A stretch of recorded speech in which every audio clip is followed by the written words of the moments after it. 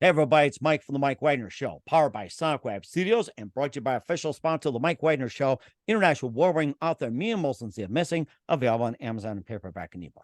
We're here with an amazing gentleman who's award-winning documentary film director and also an author who also appears an actor in the film Death at Dinner. He is also a co-founder of ValMar Films, and he has a Ph.D. degree and degree of law from Marquette University Law School, specializing in politics and film. And he also has co-authored the book called Stolen Babies of Spain, and also an award-winning documentary director of the same name. And of course, he also authored Hollywood Politicos, Then and Now. And we'll be talking about a new book, which has been going on and needs to get out there, The Insatiable Dragon, How China Took Control of Hollywood, a cautionary tale. So if you think what's going on in your backyard is not going to happen, this gentleman is going to really bring this out. And live, ladies and gentlemen, from Plus Studios in beautiful South Carolina, the co-author of Stolen Babies of Spain, and also the new book, The Insatiable Dragon, How China Took Control of Hollywood.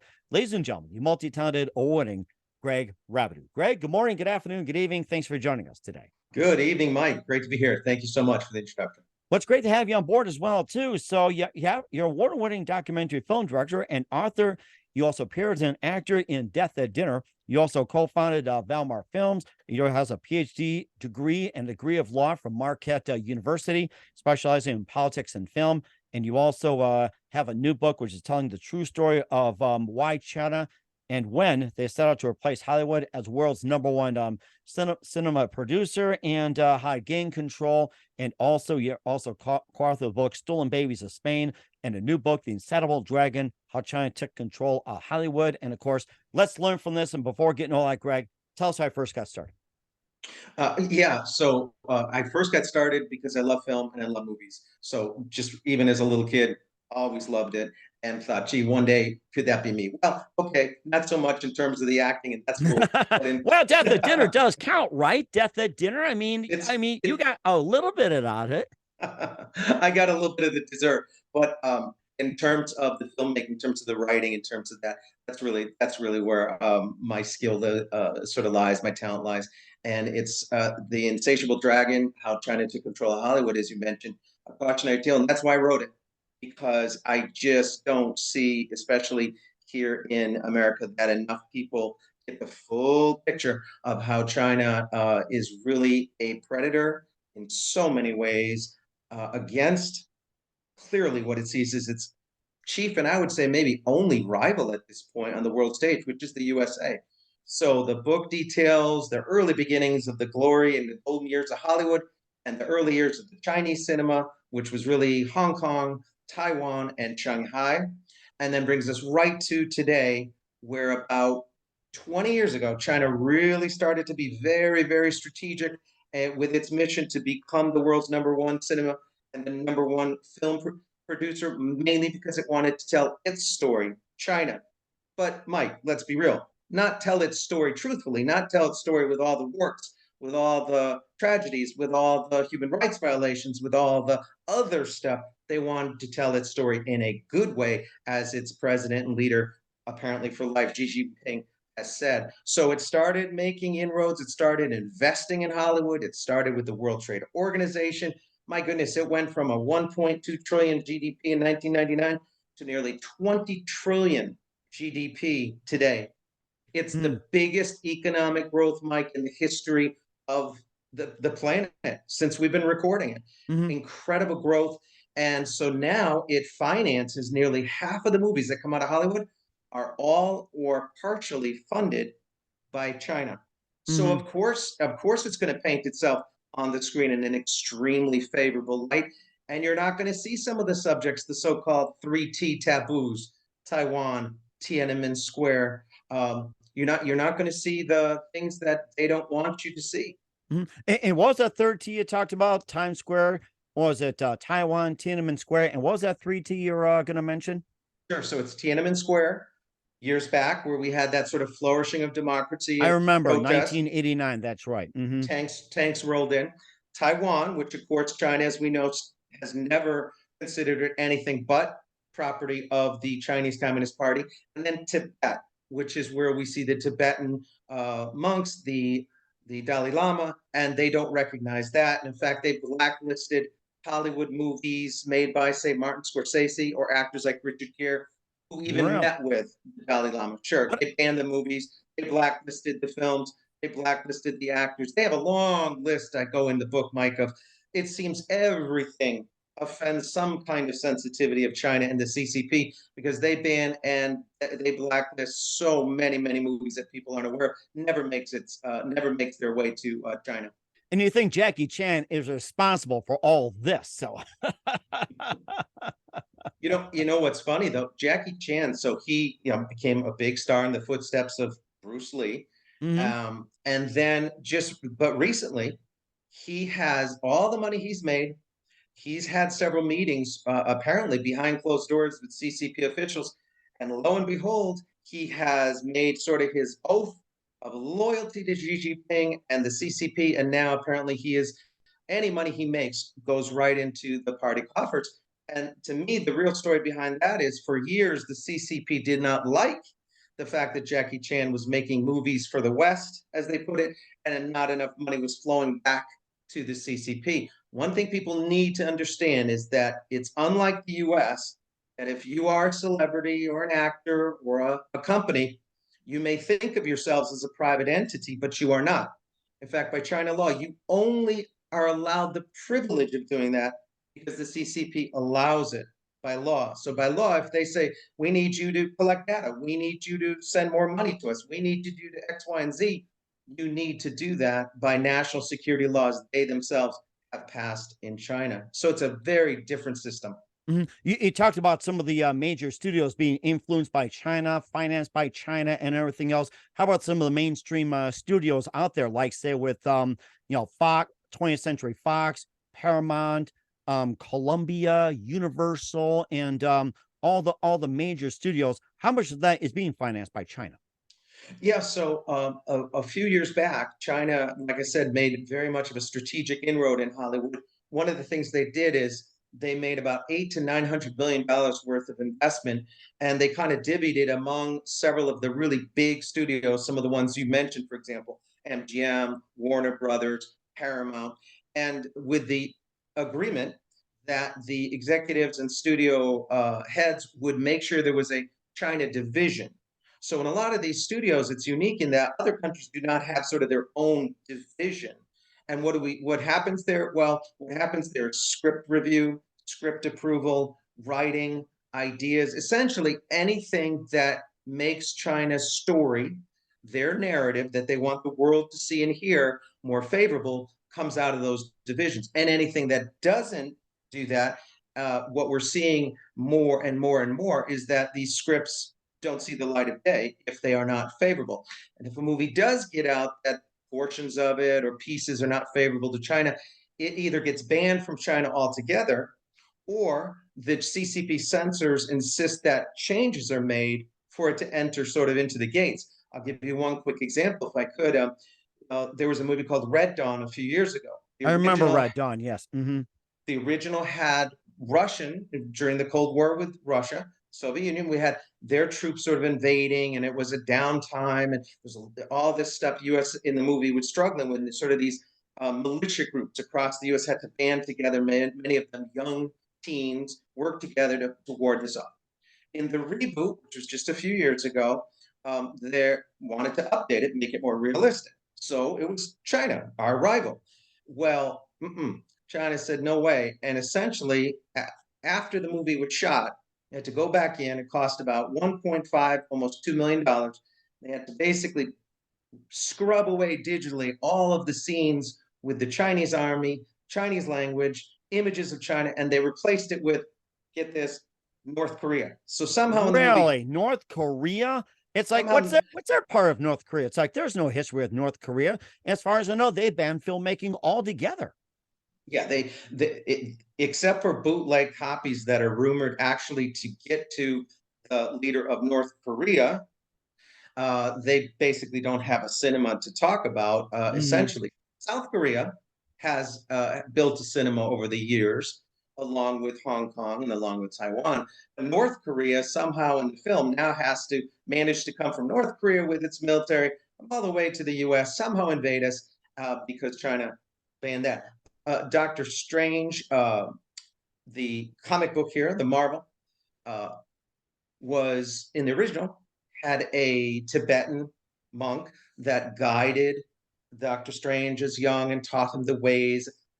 Obviously, that's one of the T's, that's forbidden T's. So in the film, it was insisted that a change happen, and now it's a Celtic woman Oh, that provides wow.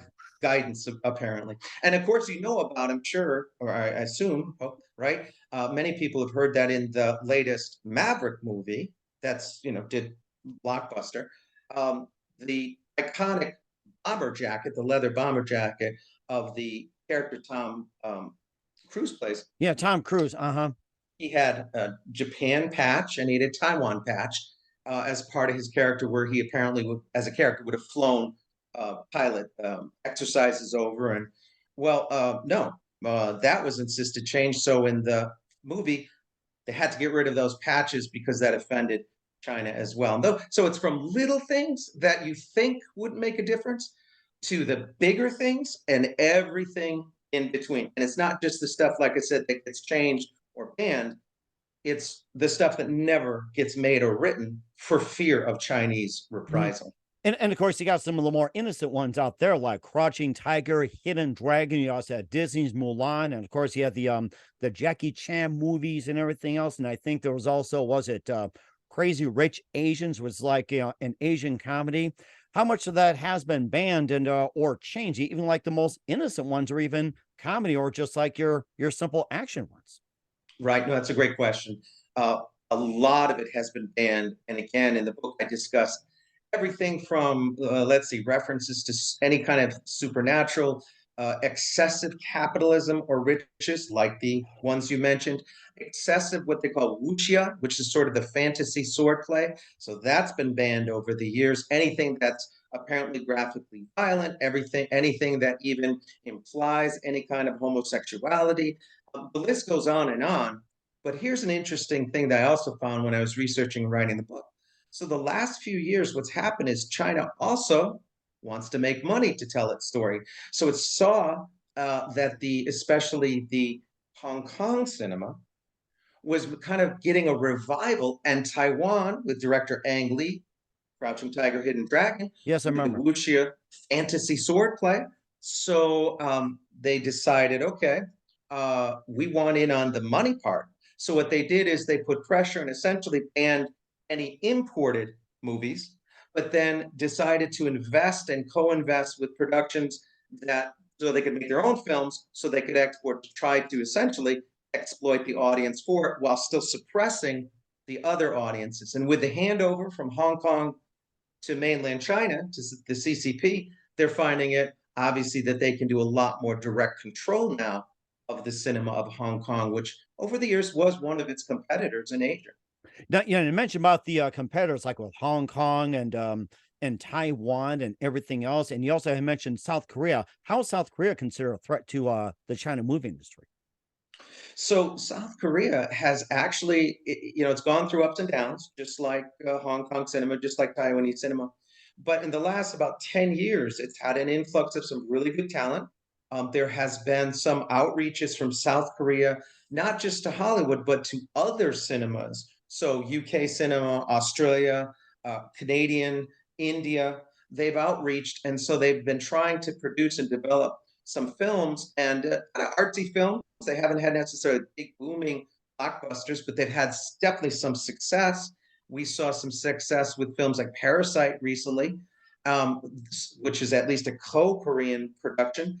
But what China has done is they have either banned or suppressed those markets, making it very difficult for those markets to enter China. Or what they've done is they've used their leverage and money to essentially get scripts that would have gone to some of these artists, and they've taken them themselves, or made sure that some of the scripts again just weren't done, Hmm. just never saw the light of day.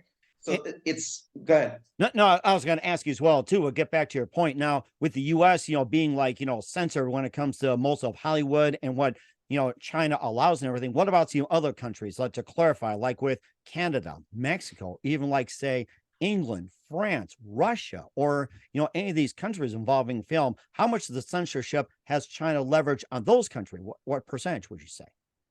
Well, what China has done is they pushed through the World Trade Organization a few years ago. There was a lot of uncertainty and inconsistency over how many films China would accept from other countries each year. It seemed very whimsical because it was. It depended on their own domestic box office. Some years they might let in more, some years less, depended. They kind of were reading, for the most part, their box office numbers and pushing films they made themselves as they tried to become their own sort of entity, their own serious cinema. This was a few years ago.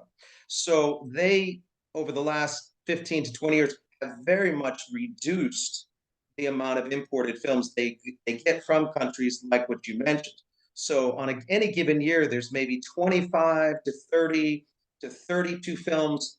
That's it they allow in outside of China. So there a lot of these other cinemas, whether it's UK, whether it's France, whether it's Spain, whether it's Canadian, Australian, other cinemas, there's just not enough films. I mean, you're fighting over table scraps, you're fighting over breadcrumbs. So what Hollywood has done is said, okay, well, we don't want to totally be shut out.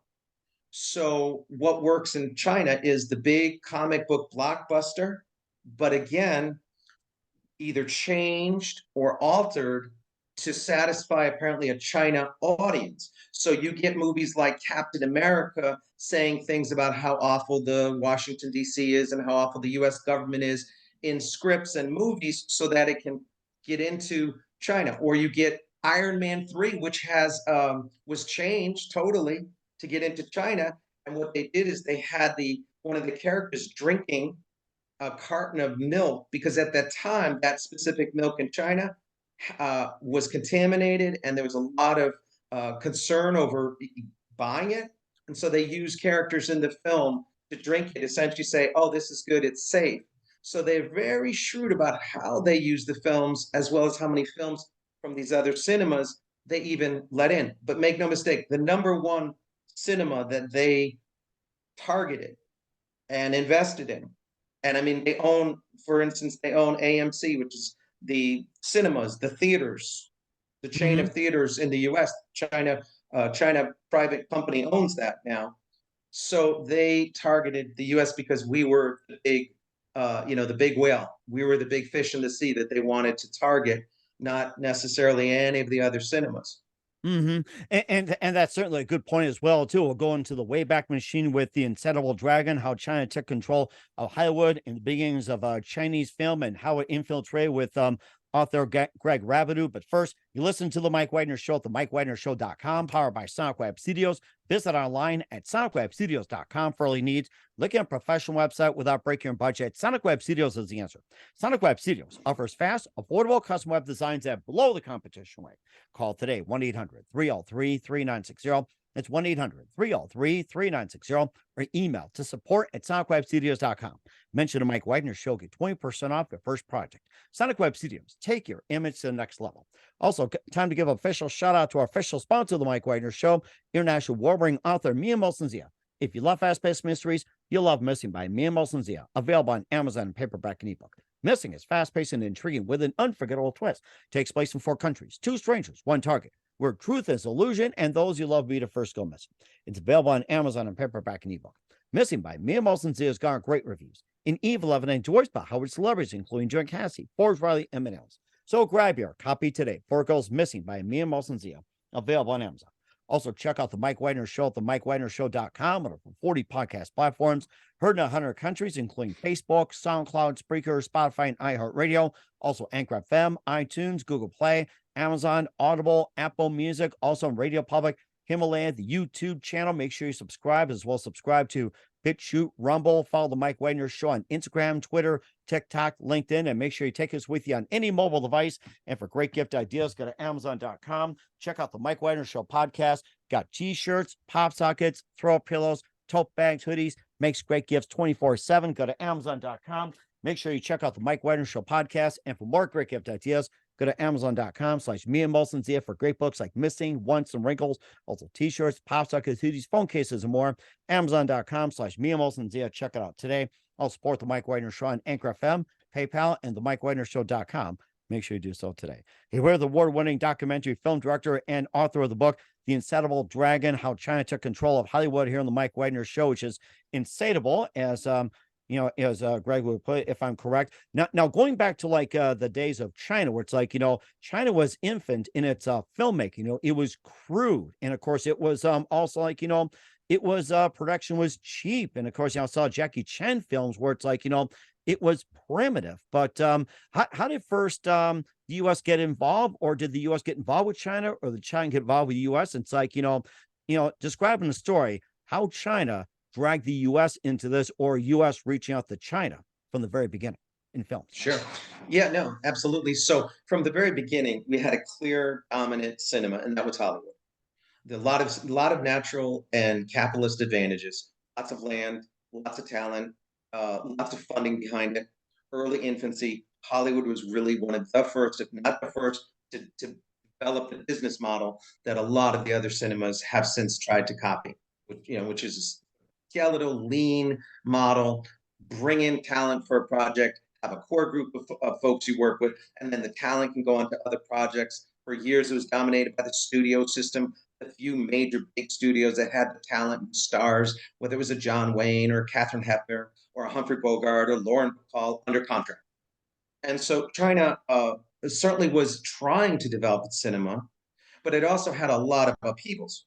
So, obviously with World War II, the civil war between the communists and the Chiang Kai-shek nationalists and the Mao's communists, lots of upheaval, lots of destruction, really set their cinema back many years. And as you put it, for the first few years, even after the Civil War settled and Mao came to power, they wanted to use the cinema not for entertainment, because as Mao said, art should have a certain purpose. In other words, art shouldn't exist unless it has a purpose that Really? serves the Communist Party.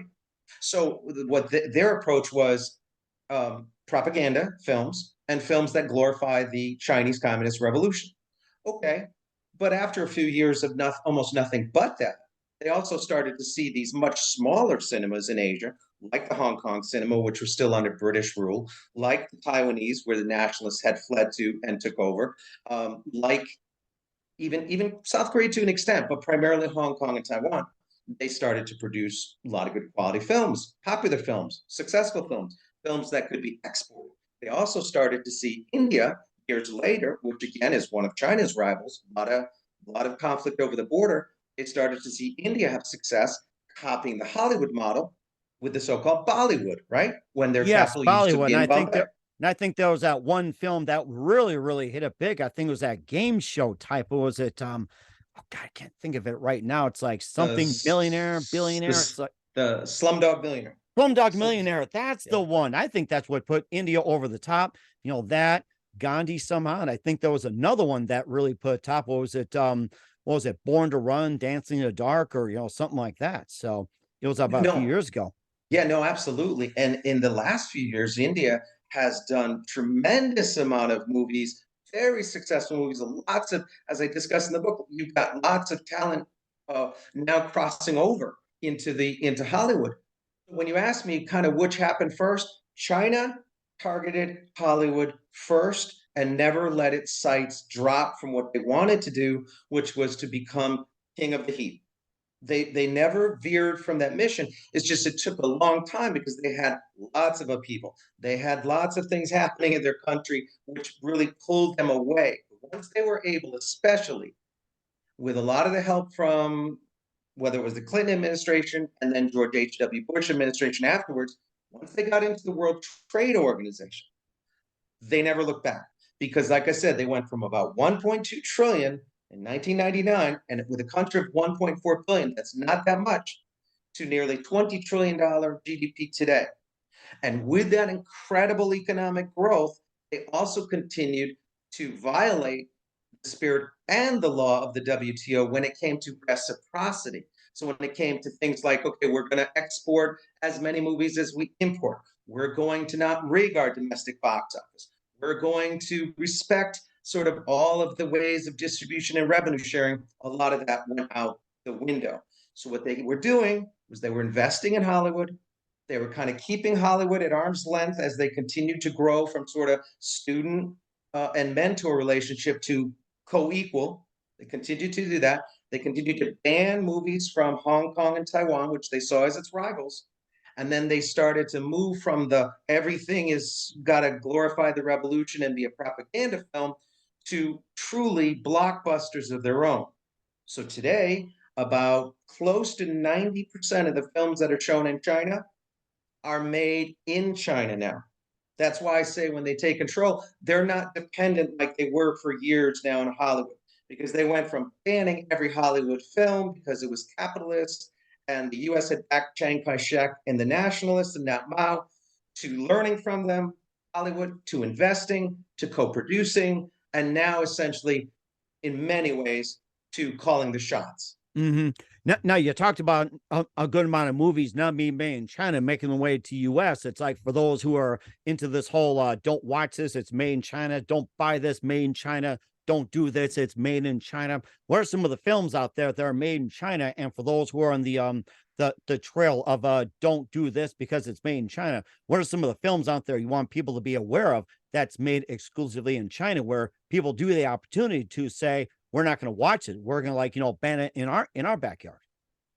It's a great question, but the reality is that China does not necessarily seek to export many, if any, of its domestic films to the Hollywood, because they don't necessarily want that reciprocal sort of relationship. What they want and have wanted for years is to bring in films that they can either alter, to have co-productions that they can call the shots with, to make money off of Hollywood films that are out there, but can be sent and exported anywhere, as long as they are now making money. Like I said, nearly 50% of the films coming out of Hollywood anywhere in the world are now either fully or partially funded by Chinese money.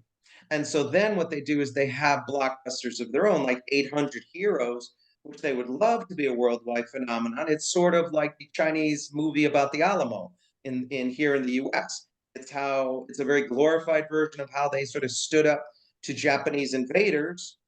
And they have done one, two, three, four, at least 5 reboots that I can think of. It's a very slick film now. Lots of high tech, lots of CGI, lots of sound effects. It's a big blockbuster in China. They'd love for it now because they're targeting other markets. They're targeting Africa. They would love to develop Africa Wow. as a market for Chinese films, for example.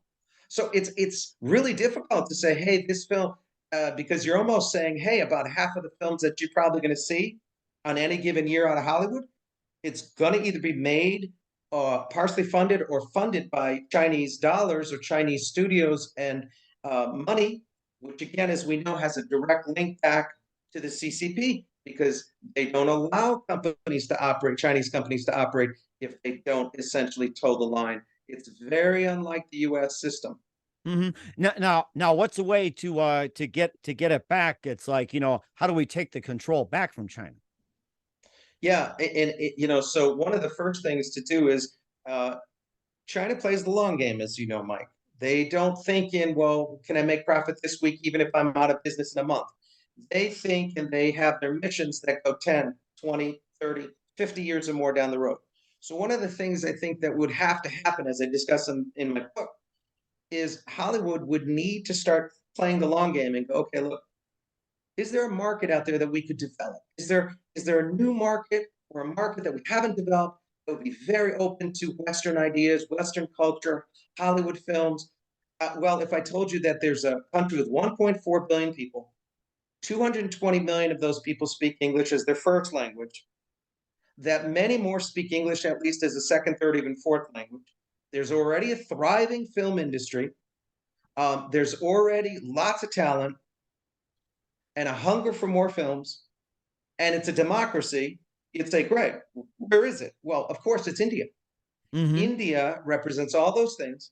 So if Hollywood really wanted to take control, it would stop sort of dancing with China and sort of accepting so many more rules, more commands, more calling the shots, more, okay, we can't offend their sensitivities, and would say, okay, how about if we start developing maybe another partner? And it won't happen in a year or 5 years, but maybe 10 years, maybe 15 years, 20 years. We could be in a totally different situation if we invested and develop more collaboration, I believe, with countries like India, which would certainly not make China happy. But is that why Hollywood exists? Right, exactly the point too. That's why you got independent productions, independent studios, independent films, and produced by independent people. You got independent actors. You got the indie film fest. You got the indie market out there. So that's just Absolutely. another thing too. Yeah, and of course, one day the Sundance could be bigger than China, could squash China like a bug. Who knows? Who knows? I mean, as a filmmaker, as you said, because I have written and directed the award-winning "Stolen Babies of Spain" documentary, we're working right now in post-production. We're very close with our most newest film, a current film, which has to do with one man's quest to sort of uncover some secrets and find the truth, having to do with church records and his own biological family and his search for his real mother and the Pope. So he's on a quest to meet the Pope, and he has been for about 10 years. So this film is almost done. And as I'm working on this film, and as the other films out there, I think, you know what? If you're truly independent, you're not independent in just name only. So if you're going to be independent, you've got to find markets that can support, that will embrace all kinds of stories, and not essentially say, okay, does it favor China?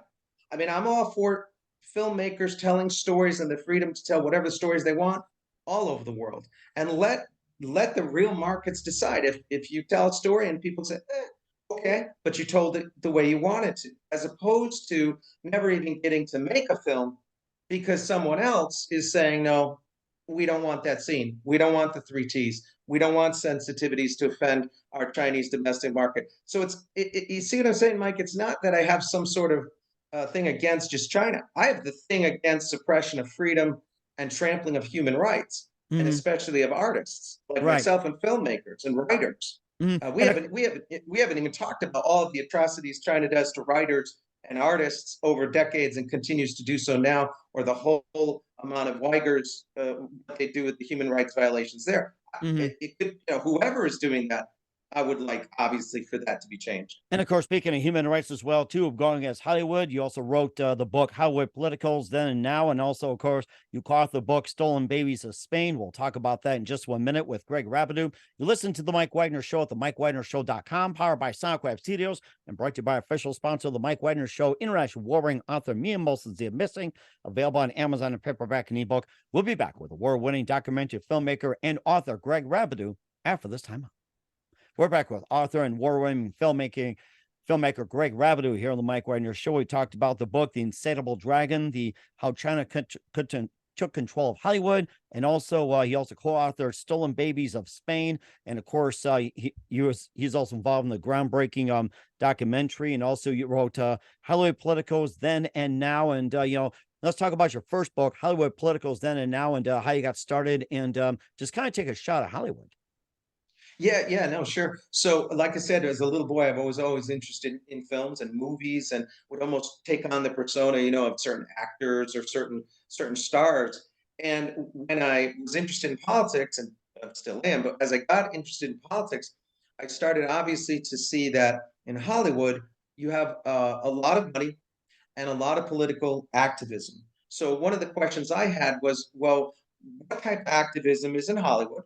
And does it make a difference? I mean, the money, the fame, who they support, and what kind of policies do some of these Hollywood actors or Hollywood activists, writers, directors, etc., what have they wanted over the years? So Hollywood Politicos Then and Now starts really, again, looking at some of the early days of Hollywood, takes us through the whole Hollywood blacklisting era, the Red Scare and the Cold War, and how that impacted Hollywood and artists and sort of their support for communism and over the years, and then kind of takes us up to current days where and looks at current stars and celebrities and how they use their platform, how they use their fame, how they use their money to impact and influence politics here, especially in the US. And so, it's interesting. One of the stars that was very active and used his money and his fame to try to really impact policy domestically was actually Alec Baldwin. And as you know, who was involved in the tragedy Oh, that in was the sad. That set was of Rust. sad. It makes me Yeah, cringe every time I hear about that. yeah, I on the set cringe. of Rust. Well, and well, you should. I mean, there's just no way, as a filmmaker, as a film director, I would never, ever, and no one should ever feel the need or have to use live ammunition on set. You don't need to these days, Mike. Yeah. You can Yeah. digitize it. You don't need Yeah, to. yeah, exactly. It's just like I remember the days like in those spaghetti westerns, like instead of real guns, you like those pop guns and or like guns that just spit out smoke, or like those cap guns who we play as a kid. Load up on those cap guns, bam, bam, bam, bam, like that. So it's like why couldn't they use those props or have like CGI like with Well, guns and everything? It's like how come they dropped the ball on that one? It's like why? That's a well, question. completely reckless to answer your point, answer your question, because nowadays there you absolutely don't. You never really needed and should really never had used live ammunition, but you never need to now because what happens is you can digitize in post production. It's a very fairly easy process. I did it myself, and you cannot tell the difference. And it looks amazing, and it sounds amazing, and it's very authentic. I mean, you sit there and you can't tell the difference. Okay, so why did it happen there? Recklessness. They used live ammunition. They were out in New Mexico. They thought it was fun just shooting out live ammunition as target practice. A couple of days before this tragedy happened, union members that were on film crew, they walked off because they said, there's too many rules being broken here. There's too much liability. We're not going to be a party to this anymore. So they left. So Alec Baldwin, who's one of the producers now, this is important legally, he's one of the bosses, continued filming and said, well, we'll make it work. So they made it work with people in many situations that were not professional, that were not adhering to the safety rules. And then as an actor, if you're handed, even if someone says it's cold, meaning it's a cold gun, it's fine, you can shoot it. George Clooney, for example, when he's handed a cold gun, directors always know what he's going to do, regardless of what somebody says. He's going to take it apart himself and right there live, and then And, reassemble it.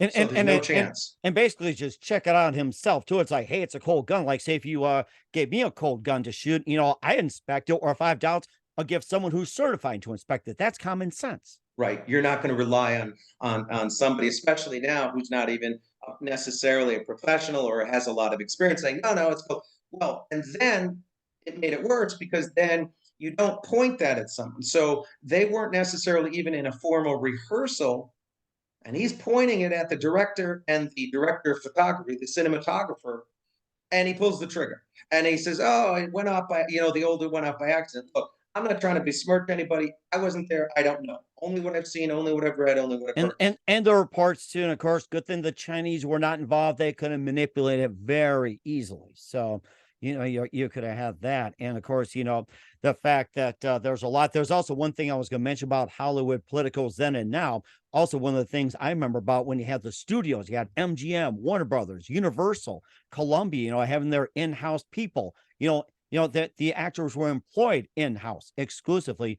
And then you have the Yes. thing with all these wars going on. Oh, so and so's getting paid so much. I'm gonna go to this studio to get paid more money. I don't like this studio. I'm gonna hop over there, hear about these stories. And then Charlie Chaplin just breaks them all forever by just, hey, we're gonna get a bunch of actors together and form United Artists. That was kind of groundbreaking in a sense.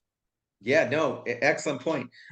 He was one of the true innovators, not only on screen, but organizing the actors and writers and directors off screen. And one of the biggest thing with the studio of Hollywood, certainly there was the concerns about being a monopoly. But one of the positives, in a way, was they protected their talent. So they recognize that, look, these actors are human. They're going to do things. They're going to say things. They're going to want to do things that we don't want the public to know about. So, I mean, Paramount used to build a secret sort of hideaway right off set for Bogart and Bacall and William Holden and some of the folks. Let them drink, let them play poker, let them do whatever, but it's not going to get into the press. Well, today, as you know, Mike, the world's different. There's social media, there's media platforms, there's Twitter, there's Instagram, there's all kinds of ways, and seemingly everything you do or say, or sometimes it seems even think, is going to find its way to a worldwide audience. So a lot of these stars are a lot more exposed. And I was interested in that with the Hollywood Politicos to see, okay, there's no place to hide now because they're making their own movies. They're their own producers. They're putting their own money. As you said, they're jumping from studio to studio to studio to indie projects. So it's not like you can just say, well, it's Paramount, and all the audience ever sees is, say, a John Wayne when he's on screen.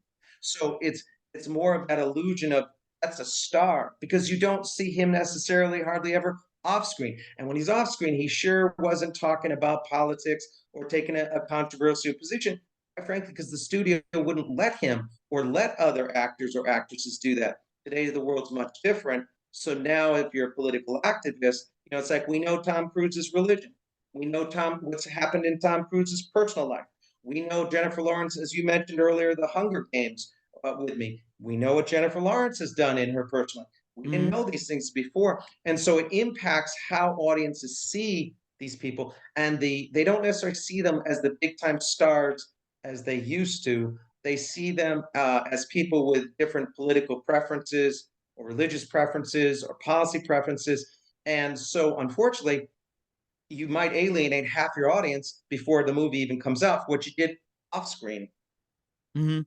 Which is kind of sad in a sense too, and of course, have a lot of social issues go on and everything else, and of course, you also took on a social issue with stolen babies of Spain, and this goes back, way back in time, and that's a crime itself, and tell us how you got interested in that. It's like that's getting to be like really rampant today, especially in the United States with stolen babies. Yes, yes, absolutely. So a few years back, my wife Mara, who's from Spain, we were doing some research, and she was doing some research for her doctoral degree, and she started to come across a lot of these issues and interview some of the folks that were saying, this happened to me, or what happened to me with my baby being stolen when I was a young mother, and being told that my baby had died or that it was sick, and sometimes they were given by the church and or doctors and nurses these little coffins and saying, don't open it, your baby's remains, and they're buried, don't do a sin against God.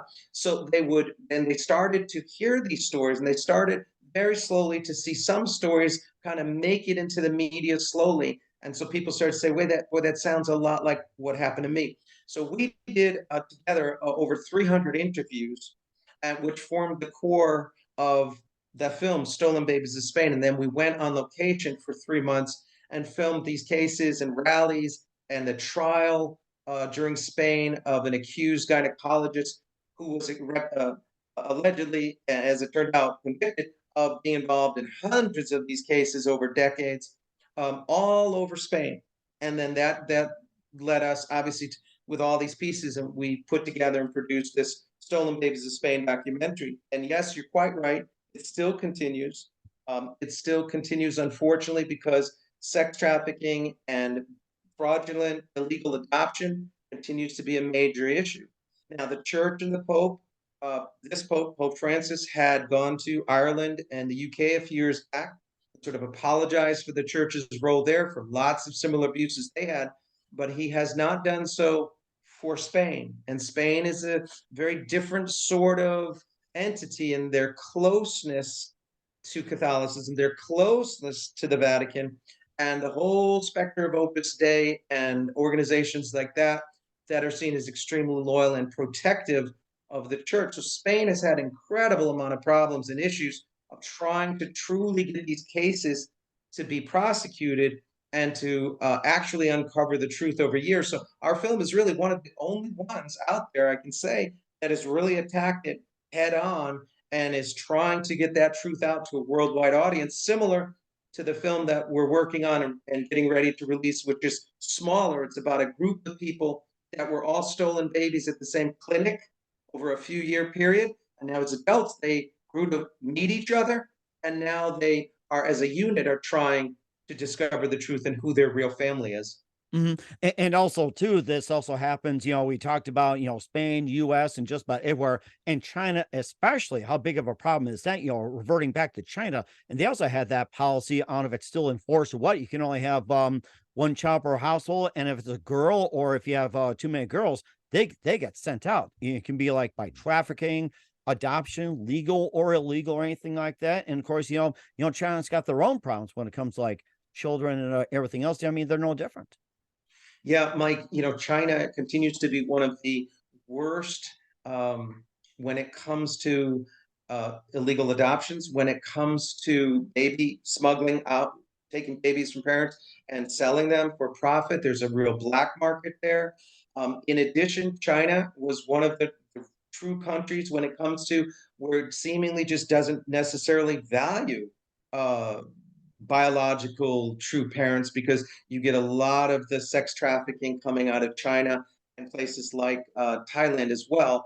And it's been very lax when it comes to enforcement, when it comes to really cracking down on this. So it continues to be one of the world's biggest exporters of this. In addition to when we're talking about what it's trying to do, or we're making the point about what it films it doesn't like, it tends to ban and put leverage so films don't see the light of day. Well, there was a film a few years back called Human Harvest, and it addressed directly the big market in China having to do with organ harvesting for profit. And so this continues to be a major problem in China. And so this film, it had it all, right? Corruption, scandal. It had stars involved in it, both a documentary and a feature fiction film based on true events. And it got leveraged out, it got pressured out, and very few audiences ever got to see the films having to do with the Chinese or harvesting of human organs. And not coincidentally, it wasn't that they were doing it on humans that had died. Most of it was on humans that were still alive, but that they viewed as either threats or like the Uyghurs, the people that they didn't consider necessarily to have any rights, and they would harvest organs from people that were living. So those kinds of atrocious human rights continue. The films that have tried to capture that don't necessarily get a worldwide audience. And of course, with all the issues we've been talking about and all the things we have covered, just about everything here on the program, what can we do to help? Well, I appreciate that. I think the two things, and I would just humbly ask if people, I'd love for more people to read about the Insatiable Dragon and how China took control of Hollywood, a cautionary tale, because I really mean it as a caution. Look at all the ways that China is a predator nation in so many ways against Hollywood, against the US, and let's at least arm ourselves with the facts and have an open and honest discussion and debate. And the second piece, and that's on Amazon.com. The second would be to The Stolen Babies of Spain is a film that's on Amazon Prime. It's on Tubi. It's on Roku. It's on Vimeo. Love for people to watch it and help spread the word. And then, like I said, this new film that we're working on will also be released fairly soon too, and hopefully be in the same forums. But I would say that Stolen Babies of Spain, Amazon Prime or Tubi, and Roku, Vimeo, and the book Insatiable Dragon, how China took control of Hollywood, a cautionary tale, Amazon.com. And I humbly would ask people to read it. And I'd love to have feedback on both projects. And definitely do so as well too. We're here with Greg Rabidoux here on the Mike Widener Show with the Insatiable Dragon, and of course, Stolen Babies of Spain. And what else can we expect in 2023 and beyond, Greg? Yeah, so well, one of the things, like I said, the film that we're working on right now is in post-production, Mike, and that's Letters to the Pope, One Man's Quest for the Truth, and that is a documentary, and hopefully that's going to be released this spring. And then the next thing that I'm working on is a full-length film, a script that I've been working on. That's under wraps right now, but I'm hoping that we will start. We're going to be looking for financing for that. It's going to have to do with freedom of speech, and it's probably going to have to do with lots of campus activity and students, and there'll be a lot of action, but hopefully a lot of thought in that film, and hopefully financing we can find and start shooting in 2023 or early 2024. But the first project coming out would be in the spring, hopefully in just a few weeks. Letters to the Pope, One Man's Quest for the Truth, a documentary. We'll certainly check those out as well too, and look forward to it. And who do you consider biggest influence in your career? Oh, wow. The biggest influence in my career. Well, I think when you're talking about sort of regular film, there's the master. There's two masters, really, I consider Hitchcock and Steven Spielberg, in terms of just how to tell a story and how to get that out. And then in terms of inspiration for the other films we're talking about, honestly, it's all the people that are going through this, all the people that are searching for their family. When I don't feel, or I'm tired and I'm like, oh my goodness, more I push myself mostly because I really want to help them and get the word out to help in their struggle. And certainly a good thing to do as well. And what's the best advice you can give to anybody at this point? Anybody advice, like if they want to do Just films in general. just in general, you know, find something that stirs your passion and then stick with it no matter what anybody says. And that's a very good point indeed. We're with award-winning documentary film director and author Greg Rabidoux here on the Mike Wagner Show. Greg, a very big thank you for your time. You've been absolutely fantastic. Learned a lot from you. Looking forward to having you again soon. Keep us up to date. Keep in touch. Love to have you back. Once again, what's your website? How do people contact you? Where can people purchase or check out your works? So sure. So Stolen Babies of Spain, best place to find that would be on Amazon Prime. Just put in Stolen Babies of Spain, it'll come up, or Tubi or Roku. They can also always check on Amazon Prime. My name, Rabidoux, Rabidoux, Greg, or just Hollywood and the Dragon. It'll come up. The title is The Insatiable Dragon, How China Took Control of Hollywood, a cautionary tale, and that's on Amazon Prime, Mike. Thank you so much. We'll check those out. Once again, Greg, you're very big. Thank you for your time. You've been absolutely fantastic. Looking forward to having you again soon. Keep us up to date. Keep in touch. Love to have you back. Wish you all best. And Greg, you definitely have a great future ahead of you.